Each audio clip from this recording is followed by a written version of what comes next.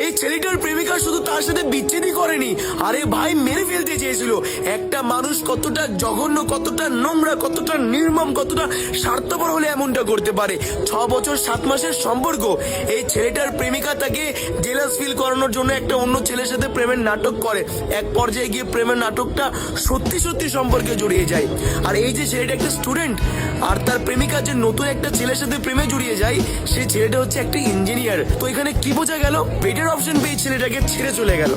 শুধু ছেড়ে চলে গেল না ভাই, তারপরে এই মেয়েটা তার নতুন প্রেজেন্ট বয়ফ্রেন্ডের সাথে কি করছে ভিডিও কলে উল্টা পাল্টা এভরিথিং তাকে আবার পাঠাতো, স্ক্রিনশট ছবি আবার তাকে পাঠাতো। মানে তুমি আঘাতও দিচ্ছ।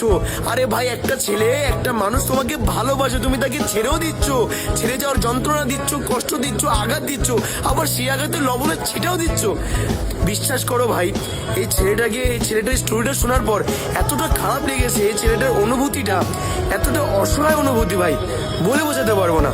তো তখন একটা শায়রি লিখেছি, তো শায়রিটা হলো যে, আঘাত পেয়েছি যখন ভালো পেয়ে আমাকে ছেড়ে গিয়েছো, অন্যের সাথে ভালো থাকা দেখিয়ে আমার আঘাতে লবণের ছিটা দিয়েছো, স্বার্থের শহরে নিঃস্বার্থ ভাবে ভালোবাসলাম রে স্বার্থপর। হায়, বিচ্ছেদ নয়, তুমি তো আমাকে মেরে ফেলতে চেয়েছো।